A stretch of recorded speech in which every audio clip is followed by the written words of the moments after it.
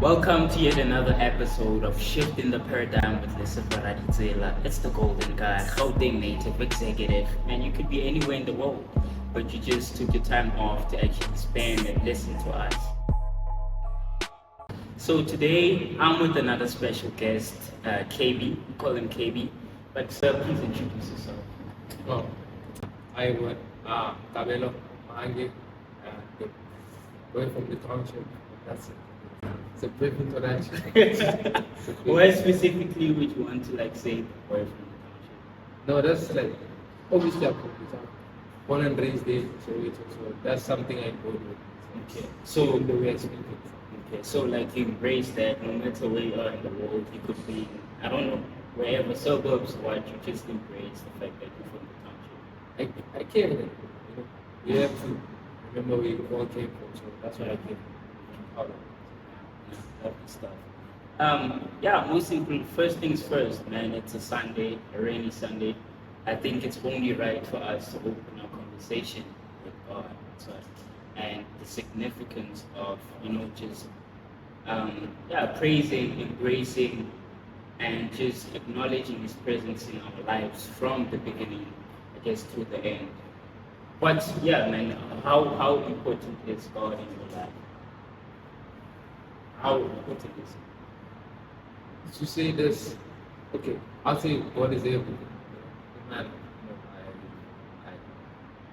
I try to when I'm doing something in a certain project, I try to God, when I'm going through something, I invite Him in everything that I do. I think I'm here because of God, and I keep on living because of God. We think it's human nature to pray, like pray for your loved one, all that.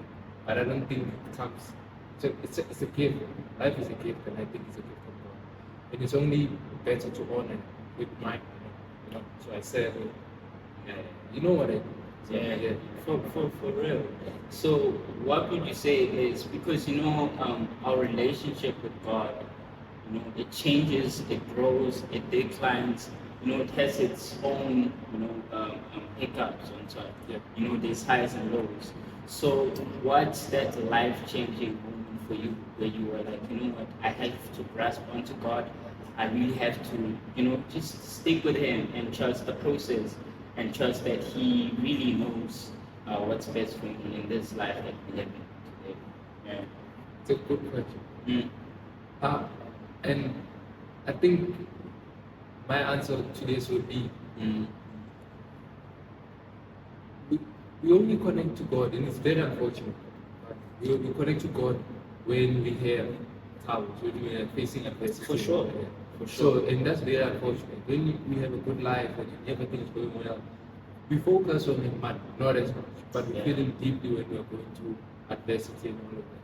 And it's a lot of problems. So, as for me, it's very unfortunate that I connect with Him more than when I'm when I'm struggling, like emotionally, mentally, physically, stuff like that. And also for the people around me, seeing people struggling, I feel like I can give them advice on certain things, and that advice also goes back to me. You understand? Because when I speak to people, I find out that I'm mostly speaking to myself. No, that's actually powerful. So I'm So, mostly speaking. so it's that type of thing that you see yourself in other people. Yeah. And since we made in God's image, I guess that's the image portrayed of all of us, even with the conversations that we have and stuff like that. Yeah. So that's how you see it. I always say it like that. So there's a quote by Dostoevsky, I'm just going to paraphrase. It says, when you give people advice, it's like when you give them advice, that's the advice you wish someone gave to you. For sure. So I feel like you have to give someone advice, not because of you see yourself in other people, but because of you want the way out. So you want the way out, or also for you and for them. So I think, that's why I like giving people advice most of the time. It's really interesting. It's really interesting. I think you can even learn from your own advices as a person. Yeah. To just end up, maybe you speak to the person at the end of the day, you're like, wait again, I also actually need this. Yeah. And I should actually implement it instead of speaking, because we know about action and words and stuff like that. You have to act on what you say. So when it comes to God, also, why do you think as human beings we have to connect with God only when there's troubles? Why can't the good times, the bad times, why can't we stick to God? Are we just too consumed by materialistic world, society, its views? I don't know. Why do you feel like people gravitate to God only when they just in troubles, or they, I guess in Afrikaans they say wanneer jy is in tomatenstraat. I'm sorry. So when you chops. So why do you think that's the case? Um, that's a good question too, though, because it seems like a simple question. Yeah, and it's a very simple complex. answer. It's very complex Mm. because there's a lot of underlying things underneath. I Mm. think classism also can be a thing, like in a hierarchy, Mm. and then in a hierarchy you want to feel like you compete, you Yeah. wanna climb up the ladder, so you feel like having a higher power or will make you climb that ladder faster. And yeah, when you're facing adversity, we always have we always want something to look towards, some sort of guidance and purpose. That's human nature. Human nature, we have always been putting things as our advisors, thinking that it's better. So that's human nature. I feel like human nature is to look for something Outside. yeah, like a star, star of David, I'll say that. You're always looking for something to, and that's nature for us humans, That's why we so easily manipulated, because we feel like when you put someone on a pedestal. I put God on a pedestal, and I don't put like humans on a pedestal. So yeah, I think classes. We want to climb faster. We want to compete. We always, but when you wake up, yes, school, you it's competition every time, everywhere. And we're black, so we need to, we need to compete out there. We are facing a lot of underlying issues alone. So I feel like God is our sole protector and provider at that. So we're looking for something that to go towards. I know for myself, I'll have a tough day and then go end up praying, make you thinking or hoping that God will make it better another. So I feel like we want comfort. That's really nice and powerful. And we I guess a very inclusive platform. Yeah. And for those people that are out there that are still finding their feet, and you could say that they still maybe don't see the significance or the importance of having a God, and just having that close connection with the creator of all.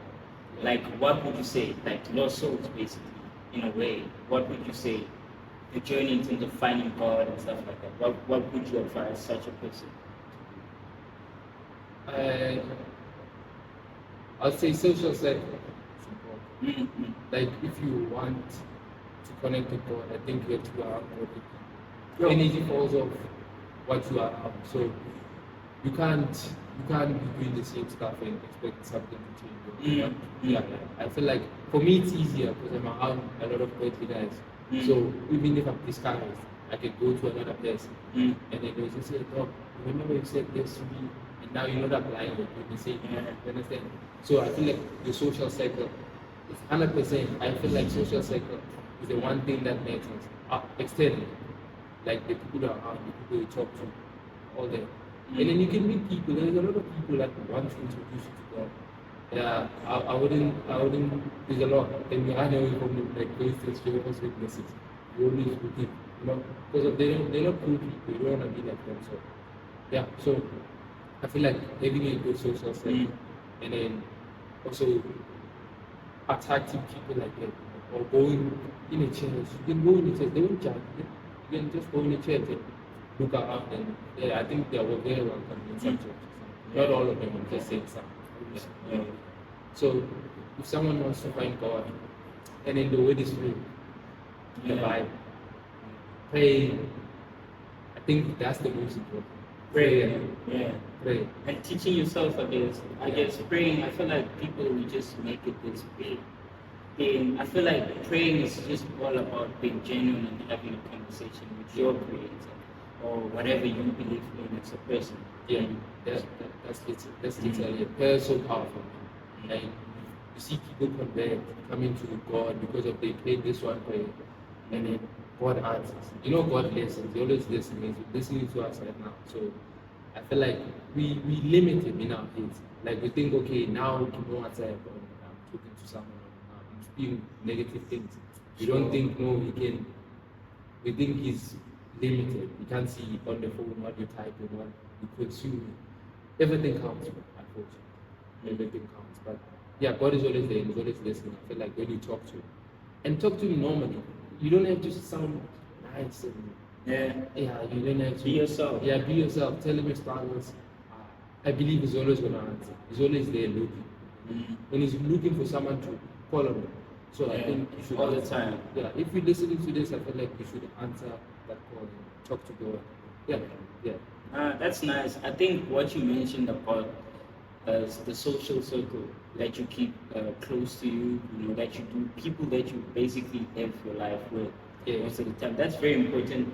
I could affirm to this because, I mean, when I came here in my second year, I just got in a group and introduced a group of people, you, Tyrell, you know, and others that really had this big ambition, that really were, I don't know, like gravitated to God. It's people that I felt like knew what they were doing, their purpose and goals.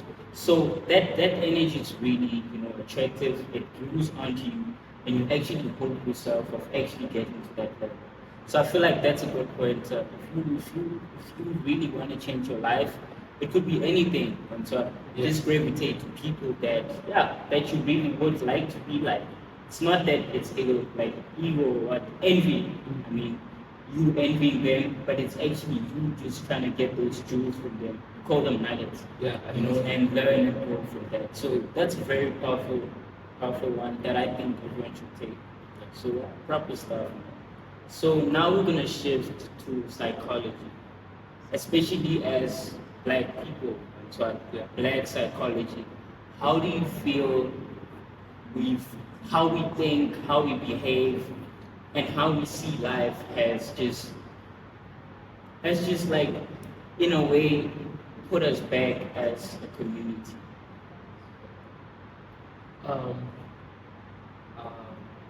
The first thing I'll say again, I wouldn't be criticizing my group. First thing I'll acknowledge the good things that we do. Yes. We do a lot of good things. I think we do a lot of good things. And I see a young man getting educated. I'm happy for him, you know. Some people are envious, but I feel like we're moving in the right direction, but slowly, but steadily. We're moving there. Because of, you know, as black people, a lot has been done.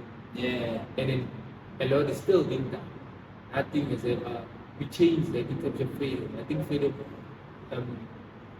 to us was a thing of, okay, I can do whatever I want.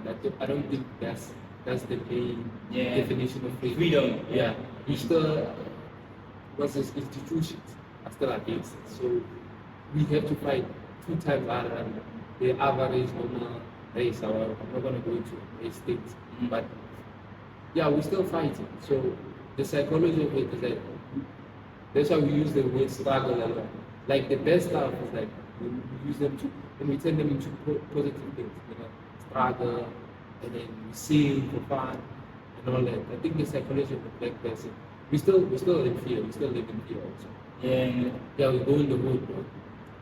We go in, my mother calls it like petrol attendant mentality. You know, petrol attendants, you come to the filling station, there's a black person compared to another person, and then you pay attention to another person other than the black person. Because of the fear, I think the fear thing, they did good. I would acknowledge that the other races, they did good in terms of instilling fear, and that stays. It stays with generations. You know, it stays with generations. Like you talk to another person, you feel like, okay, this person, I must sound a certain way, you must be a certain way, other than just when I'm talking to you. So I think we're still getting there, but we can do better, a lot better. We're getting there, but we can do a lot of better. For sure. The psychology behind it is a lot. It's a lot. I can go the whole day talking about the psychology, but most importantly, I would like to highlight the positive stuff. Like we move it. I feel like the best people I've ever met in my life, the ones that have taught me stuff, like these are the black people. because obviously, most importantly, I can relate. Yeah, you can relate Yeah, to whatever they felt, how Yeah. they feel, how they see life, Yeah. and the experiences that they've just come across in this life. Yeah, and there's a lot of good that we do. There's a lot of good, and we should highlight that instead of the best stuff. We go to the news, best stuff, Yeah. highlight it. Yeah, it also it puts you in a place where you think negative. Like, are we still going there? No, we're going there, I'm telling you. But we're gonna get there. We're gonna get there. The world is in chaos, but I think black people are holding it much more. Even if we struggling, yeah, but we still going. That's really nice. I mean, I feel like I like the thing that you highlight the good things. And so, Yeah. as much as we've been through a lot of stuff, I guess our grandparents, Yeah. some of our parents, if you have really like an old generation type of parents, But I think it's really important for us to just take where they left off and actually become better, grow ourselves, and kind of kill that element of fear within ourselves. Because with fear, you can't really express yourself. You can't really be confident. You can't really enter in rooms and actually value yourself. I think that's what's missing from our psychological. I call it like a psychological mirror. The value that we have for ourselves is kind of less, which is a problem at times. True. We think of ourselves as low, Yeah. inferior race, the superior races, and the bottom of the barrel. So that's not a good way to look about it. And there's confident people, I'll say that. There's confident black men, but I feel like majority of us still are living in fear. We still don't want to approach that goal. I think we're speaking about it with your producer now. It's like black people do more planning than execution. Because of It's the fear. yeah, it's the fear of I'm gonna fail, and that mentality. I think it's harder to come out of. It's harder than usual. It's harder because we don't have the tools, the frameworks. We're not equipped well. Yeah, but we're getting there. Yeah, but at the same time, I feel like it's very important as these young people. I think the way of putting blame on what happened in the past. For now, for us, we should see it as I'm not gonna say irrelevant, but we can get into rooms that were never entered before, and we should actually play on that and actually take that as serious as possible, and get to where we want to be. And so yeah, I mean, I feel like it's for us as young people to take that torch, bear it up, and get to where we really want to be. Because there's a very I mean, like we're not speaking about this in racially, like now we don't want to speak about those or what. Even NW as an institution, I'm really inspired by the work that they do. That's what the confidence, the planning, the business model that they have. So it's also that learning from other races, taking the good things and actually applying it within ourselves and our lives. I think we could get somewhere. Yeah, we can get somewhere. The lack of history. I was thinking. I was in bed one night and I was thinking, do I really know my history that well? Because we don't know the great generals that did the good things. So we sort of look outside, rather than inside. There's a lot of black people who think actually. There's a guy on the internet. I'm not on the internet that much, but when you get on the internet, it's like can be a negative place and a good place at the same time. Yeah. But there's a guy on the internet. He keeps on asking like black people, what else your people invent? Like, or name one thing black people have invented. And people don't know. And people don't know. It's funny. But almost anything that we use, a black person has a hand in. And then we don't learn. That's why we lack confidence, because we think we have been added much into society. But when you get to learn about black people, I tell you, I'm putting my life on it. You get to have a lot more confidence. Like you get to learn air conditioning, I'll say that, black person, stuff like that. So we like somewhat the black person. You understand? So, but we don't know those things. We look movies also. I wouldn't blame this. Movies portray other races as like the inventors, the pioneers. Yeah. But we don't look towards the pyramids. We don't look at the good stuff that we have done. Yeah. I think also the psychology is important. But we have a lot of fear instilled in us.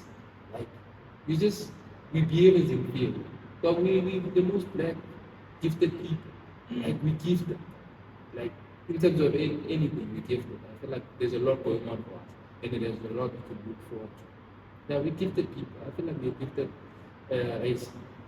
Yeah, I'm not saying we're better than others. I'm just saying we should see the value. Yeah, we survive stuff. Yeah, A lot.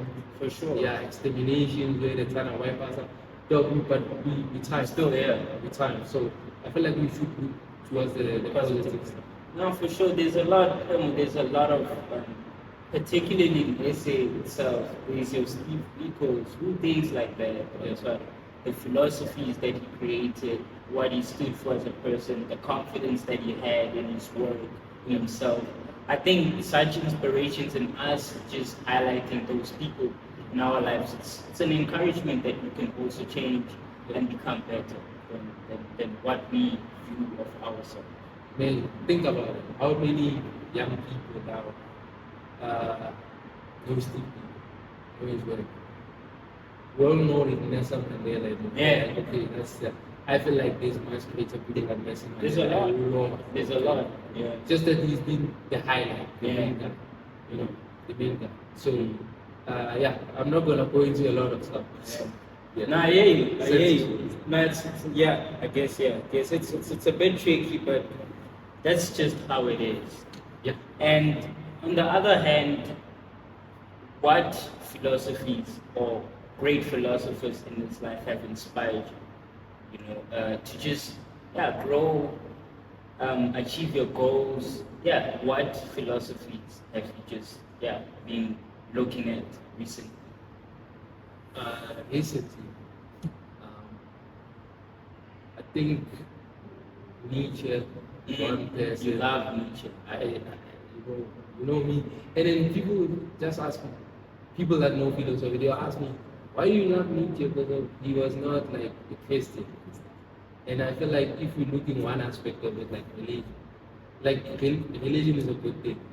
But now I think we overdo it sometimes. We don't want to listen to other perspectives. Yeah. You understand? We overdo it. I feel like as a people. So we judge another person because they don't believe in the. But I learn a lot from Nietzsche. I learn a lot from Dostoevsky. It's like much softer than he was a god believer too. And who else? Niccolo Machiavelli. I learn a lot from him. It's not like it's not like the mainstream philosopher like Nietzsche.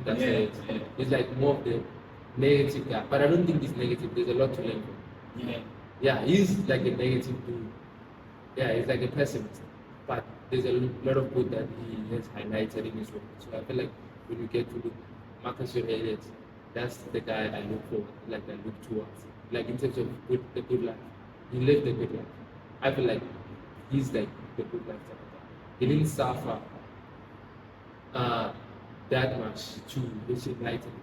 Like Nietzsche had to suffer to reach enlightenment. He had to go to the movies to reach enlightenment. At one point in his life he was he was losing it. To think like that, I feel like you have to lose some part of it. And then that's the issue was he had to suffer also to reach enlightenment. And then there's a guy like Marcus who was born wealthy in a way. Born wealthy, Roman Empire. He had to inherit the greatest empire apparently to people to ever exist. So, but he didn't let that get into his head. That's the most important. He acknowledged that people are people, and then things will happen. Yeah, they call him one of the good emperors. So, one of the good emperors. And then that I could think. I asked myself, how could you think like that as a human being? Yeah, but that I could think that guy's mentality was different. That guy's mentality was different. So what drew you into like being interested in philosophy? Is it the field that you're doing, or is it just your outlook on life? You feel like there's more to life than us just living. Life is all about picking a side and just living your life through beliefs that you've created for yourself. Like what drew you into philosophy? I think The first time I ever like wanted to learn is through marketing because I wanted to learn more certain information about the way of life and how to live a good life. And I thought that like you get an explanation in the book of meditations. I think it's a small book, but people can use it. So he has a lot of books, but the book of meditations is like the most significant.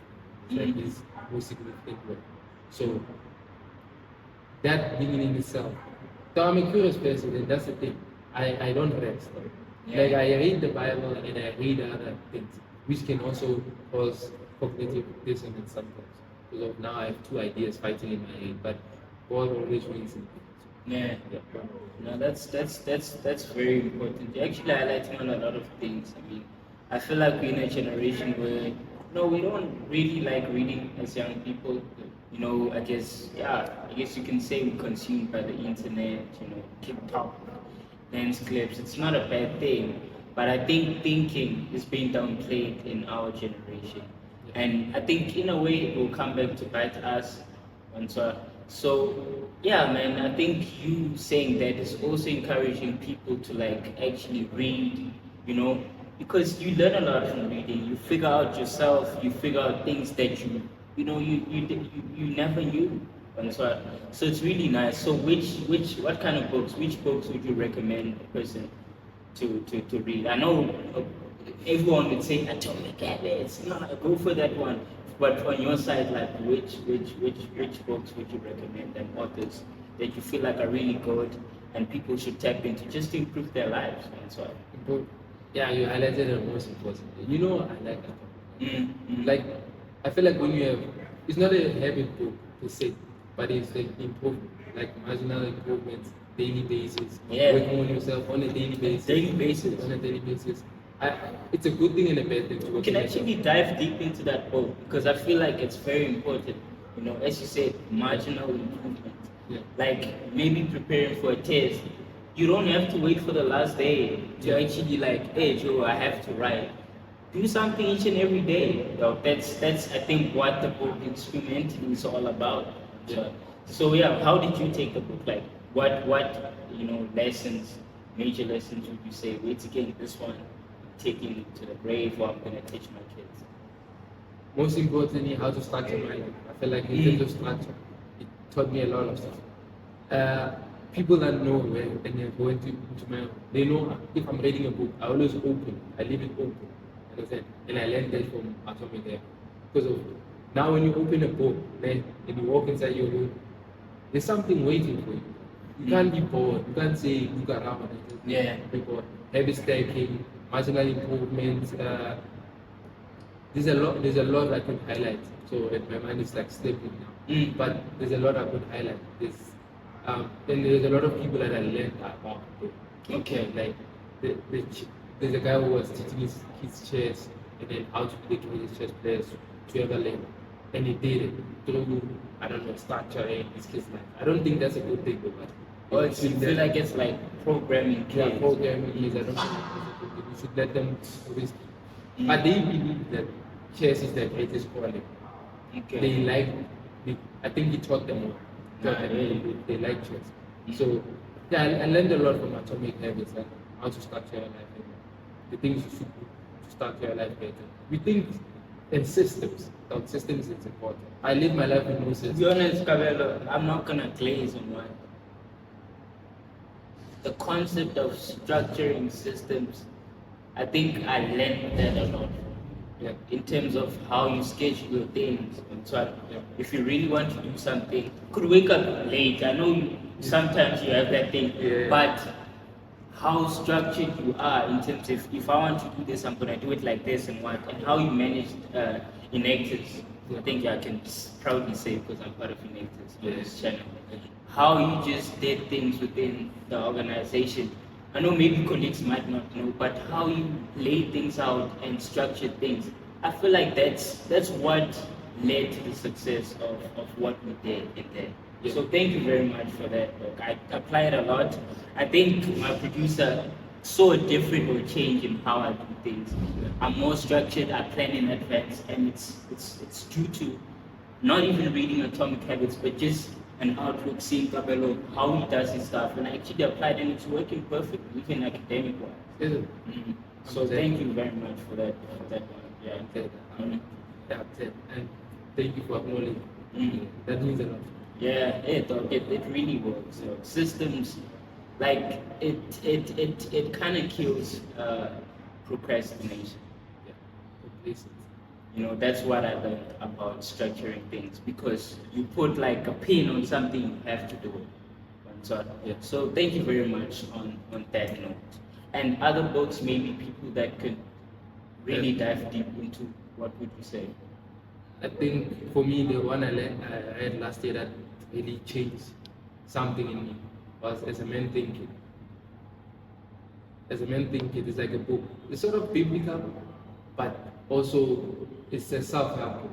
As a Man Thinking. It taught me about my thinking. So sometimes we tend to focus on the negative than the positive. Sure. And it says your mind is a garden. And in whatever, when you don't clean your garden, anything can go.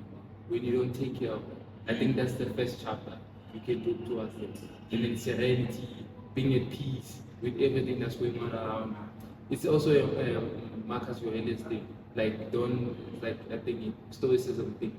People think, okay, it's trending now on the internet. Yeah. Do you think people are applying it, or it's? Nah, I don't know. I wouldn't go into people's lives like that. But I've not heard a person talk about it, but I've heard a person post it. Okay. Like, because of we're talking with one of your team members that people in South Africa will never steal books. They will rather steal alcohol. So we added the short form content. I feel like when you see a Marcus Aurelius quote on the internet, it's short form, it's like 30 seconds. And because of your short attention span, it's hard reading a book, it just sits in. Yeah, I'll tell you that. Like if it's a book I don't want to read, but I know it's beneficial, it takes time for me to finish it. Other than just a book, I can finish it in a day. But the one that I do not want to read, but I know is going to be beneficial, I force myself to do it. Like, yeah, I do force myself to do it. So, and people don't buy books. You don't buy books. But people now, because I saw this other guy, some people go for apps nowadays. I don't know if it's effective, but I guess it is in a way. Because, everything's becoming digital now. It's convenient. Yeah, it's convenient. So, yeah, man, I think, it's reading. I think we read every day anyway, but it just depends on what you read. Because everywhere there's reading, you have to read. On your phone, whatever you do, you have to read. Text that you send, you have to read. So I guess it's a matter of now going the extra mile and actually trying to figure out how another person thinks and actually updating your thoughts with their thoughts. I feel like that's the concept, or that's the vital thing about reading. It's a thing. It's very much essential. Like there's a quote that says, "A man who can't read, a man who doesn't read, has no advantage over a man who can't read. So a man who doesn't read but can has no advantage over a man who can't." Like literally, Yeah. So it's the same thing. So I feel like reading is. Paul, you can have a man that has passed, but has been the greatest business person, greatest philosopher. We don't look at it like that. So Sure. yeah, I learn a lot from those old guys. I get new ideas from old books. Like in terms of structure. And you know what they're gonna say? This guy's an old soul. But that's really nice. And just bringing something forth, because I feel like that's also something you embrace and carry within yourself. Being a smart person and embracing and being confident on that. Like, because I feel like people that do good things, as you say, we like standing back and actually, they call it modesty and being humble. But why is it important to actually say, you know what, I'm smart, and just be a smart person, the importance of being smart? Why is it important to be like intelligent? Yes, yeah, like being smart and carrying yourself in a smart way, making informed decisions and stuff like that. It's very much important because of brilliant minds are rare. Like brilliant minds are rare. That's why we can count them like with films, like this guy has done this guy has done this. But I feel like if you have something to share to the world, it's I think it's cowardice when you believe in an ideology and you can't share. Maybe there's someone that relates to your thing, your ideology, but because of now you wanna look a certain type of way, or you know what. And also people, smart people, most important, they know they made you. I wouldn't say not smart people or less intelligent people, but when you're smart in an environment, or when you're intelligent, you sort of make the other person feel they less of themselves. feel less of themselves, so they tend to fall back. But I feel like stupidity is winning in society. If you look around, you can't believe at some of the things that are happening. Stupidity is winning. And why is that? Because people that are smart are stepping back. Yeah. And these guys are the ones that are confident enough to actually do it. You know what? I'm confident. Just gonna go into there's not someone who is much confident than a stupid person. A stupid person, and they stand on that. They stand on it. And then have you ever had a conversation with someone and they're like, do you really think that? I don't think I'm right all of the time. But there's some like basic things that we should all like our values should align somewhere somehow. And then there's a person who is like standing on this, and you know it's a wrong type of thing, but they're standing on it. And then they would fight you to death because of those things. Yeah, I feel like stupidity is winning in society, and that's scary. I look at geopolitics, look at social economy. Dog, it's scary. It's scary that our leaders, the people that are around us that are running the show, they're not very much informed. Like you look at the commission, the Matanga commission. I wouldn't say being smart, you have to have a qualification, but you have to have something to show for.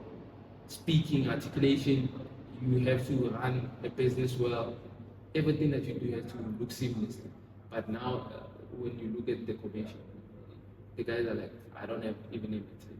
You couldn't even finish the basic form of education, but you wanna run an entire nation, and you're gonna tell us what to do. Hey dog, it's scary, dog. That's why I'm trying to just also in the social circles that I'm in, just trying to, just boost confidence in smart people and speak your mind and be out there and go into doors, enter societies, whatever, do something, and so don't hold back because dog, it's causing a whole thing in this world.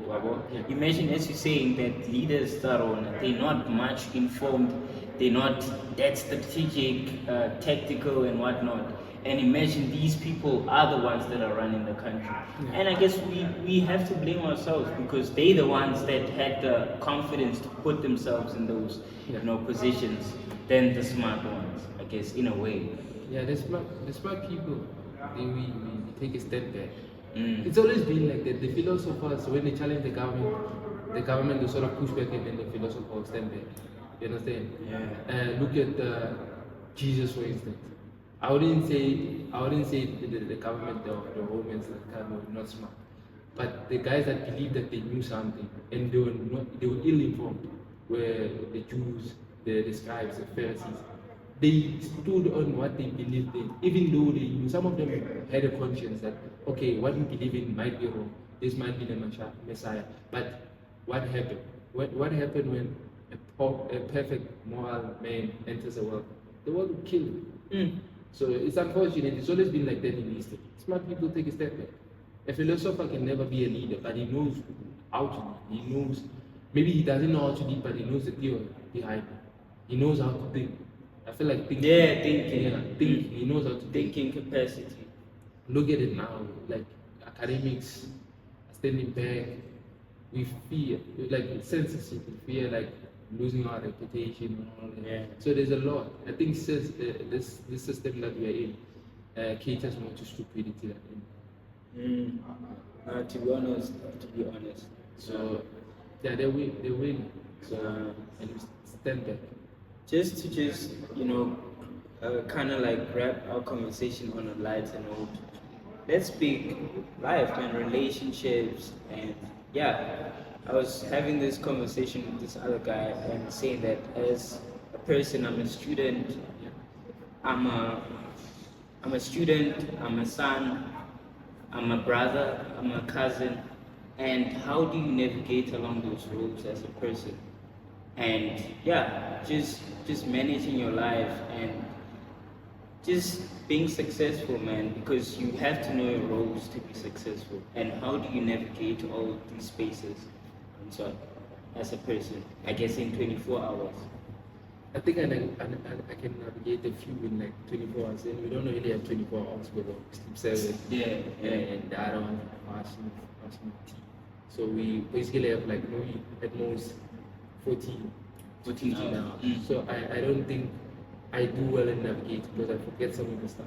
Like relationship wise, I feel like I'm not the most suitable person you should ask for like relationship and navigating stuff.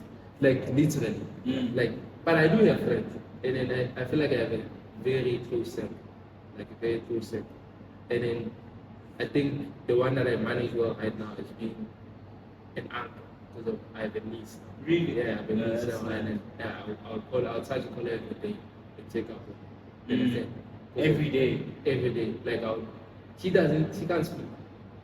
So she's like literally 4 months now. She can't speak, but I would call her and it's just say speak life into her. I feel like that's the most effective one right now.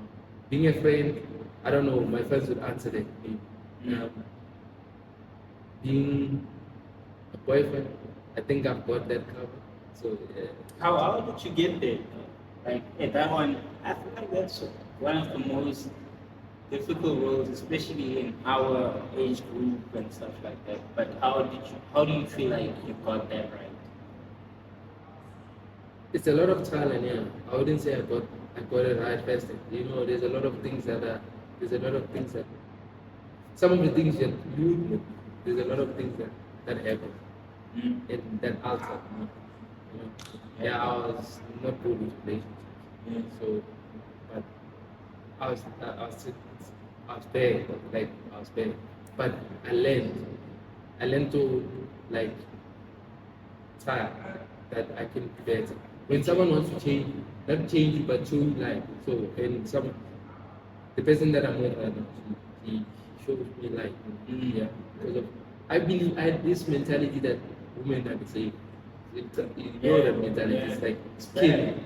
And when I met her, I was like, oh, basically they're not the same, man. I was a victim of it. Yeah. Yeah, I guess that's a very pessimistic way of looking, and that's how we live. Fortunately, now that generalize and whatnot. So, but that's nice, man. Just finding a person that you feel like adds value, and you also add value into their lives. I feel like that's a relationship. So, that's the most important part of it. And as a student, how would you say coping, man? I'm ready. Yeah, you're pushing. Yeah. How's it going? As a student, I'm trying to be more engaged, like in terms of classes. I learn more in class than by myself. So when someone says something, I do like what's called active listening. Yeah, I learn a lot from it. Actually, from a good lecture. You know, some of the lectures they can't structure their thoughts. Yeah. They tend to grab this, now you lost. They're on a job. Yeah, on a just job. Executing a job.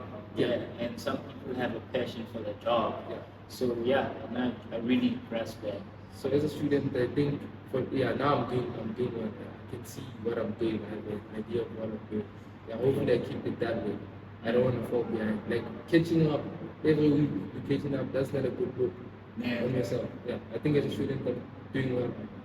And we'll see as time goes forward. I think it's too early to speak.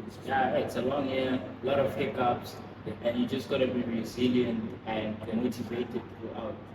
No matter what this mark is not that good.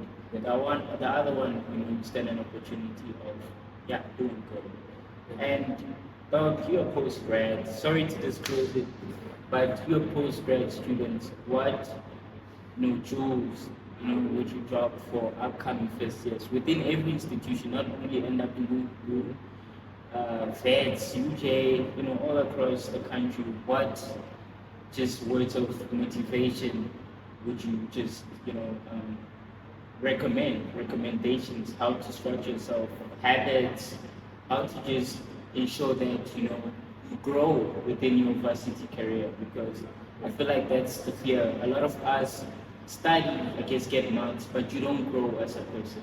So, what advice would you give to the young ones? To the young ones, that's where. Ah, these are young ones. I'm gonna get you. But for first years, I think what's most important for me is like the circle. The circle always, like you meet new people, you don't know these people. So you can't just put yourself there and then believe in what they believe. You just met people. And I feel like when we're studying, because if you're a first year, I think you know how to study. Yeah. You know how you start. But the social cycle, like you are, oh, and then the circle is most important. People don't take that serious. They didn't take that serious. That's why I chose to have limited. When I got here first day, I had a lot of people. And then as we go, we tend to see, oh, nah, I can't be doing the same stuff as this guy. You understand? I can't be.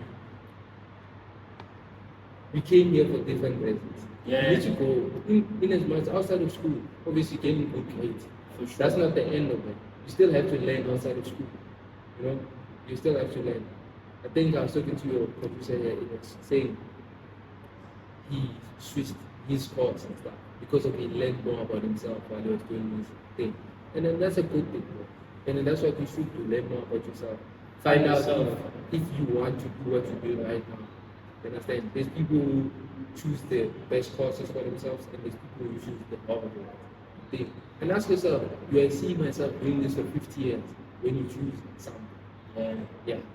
Is this thing valuable for me in the 50 years? The friends, would I chill with this guy until in the next 10 years? Like, would I see myself with this guy? Yeah. And then, choose wisely. Not everyone has their best interest at heart. So you should choose wisely. You just met with the strangers. You just got here. So yeah. So that's what I would say. Those are ways of wisdom for me.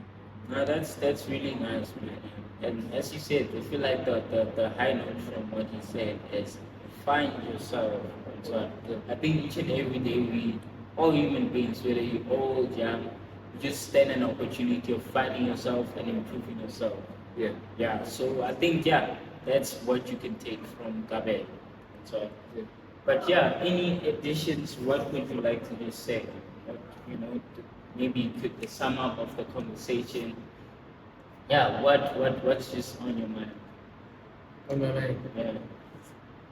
There's a lot. That could be out of this conversation, maybe just things that you've been questioning yourself about recently, or things that you're learning recently. Just what's on your mind.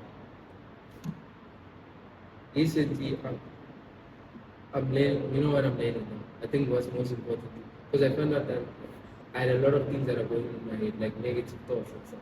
Like usually I'm a pessimist to myself because I could do something good and then see it as a bad thing. I'm too hard on myself. Like I'm the most hardest. Like people are critics in my life.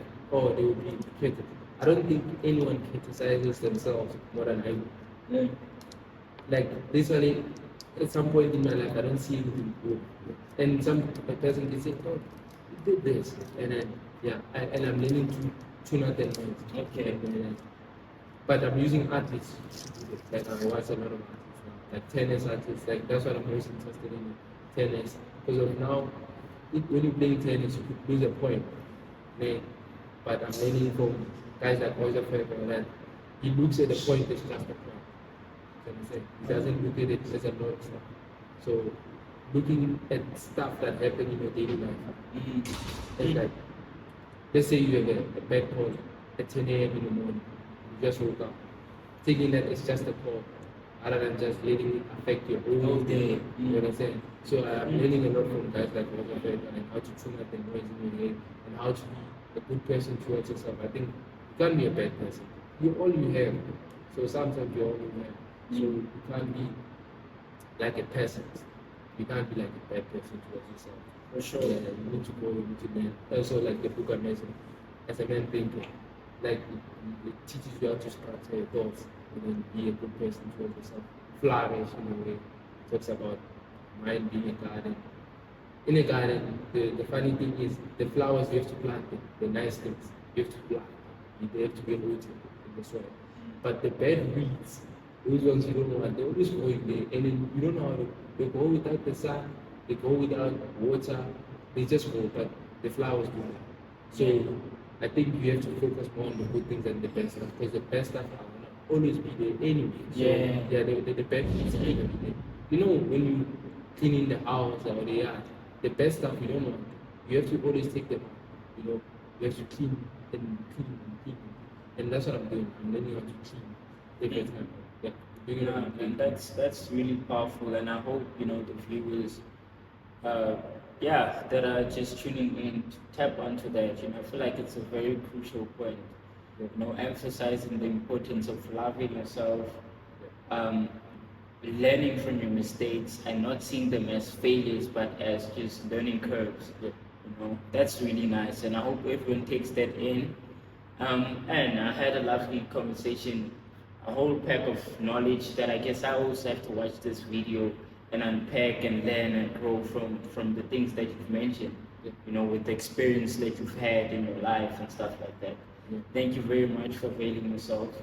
And looking forward to many more, and just growing, learning, creating, you could say, a niche of, or I don't know, a cliche of people that are really interested in learning, in reading, in, I guess, politics, and just all sectors of life that can actually bring light in our lives, God on top. So thank you very much, and thank you guys for tuning in. As I said, you could be anywhere in the world, but you're right here with us. Like, share, subscribe. Thank you very much. I got some big bossy D's and some boys on the block. I call them couple G's and they think that I'm hot.